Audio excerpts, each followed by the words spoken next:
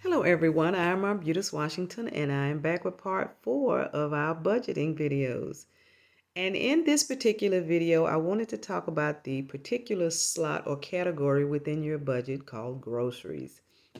That is a major item in your budget. Now, one thing about this particular item is like a budgeted item, and you need to budget. So it's a budget within a budget. And what I'm saying is this, the reason I wanted to talk about this in specific was in case management, I've seen so many people that get to the end of the month and they run out of food money, whether they're taking the food money out of the check that they get from employment or from subsidies or EBT. It still needed to be budgeted. And I would help individuals to try to budget their money so that they would not run out before the end of the month. Let's take, for instance, if you had $250 budgeted for your groceries.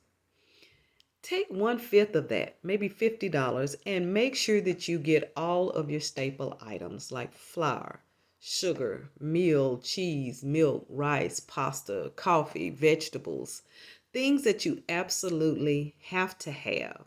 And there are a lot of things that I'm not mentioning, but there are things that you know that you have to have that you always get. Get those items first. Then take the rest of whatever you have set aside for that budgeted item. Like I said, if it was 250, take the other 200 and divide it up into four, like for 4 weeks. And that's saying that you have $50 for each week for groceries. Now, you can take that $50 that you have budgeted for the first week and spend for anything else that you may want in the first week. But remember, you're taking 1/5 of that already to make sure you get all of your staple items first. And that way you keep your mind on track, because when we go to the store, the first thing you do, you just start grabbing things, everything. You start grabbing things that are more expensive, and you end up getting a whole lot of things in your buggy that will not take you to the end of the month. And this is just a helpful hint. um, some people have more than that to spend, $500. Well, then you take a 1/5 of that. You take $100 and make sure you get all of the things that you have to get, and then budget the other 400 per week.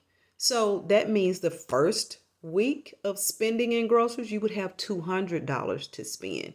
That means you take 100 of it and you make sure you get all of your staple items, and then you take another 100 and get whatever you want to get. And every week after that, you know you have $100 to spend. And once you've gotten to that $100, you know you have gotten to your budget's end for that particular category.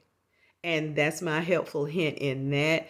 And I'm sure that you can take that and maybe come up with ideas to help your own budget. But this is just something to help you start thinking about ways to budget and ways to budget each category. And the next we'll go over like budgeting for gas for your vehicles and creating a emergency fund, which is very important. And I will talk about that in the next video.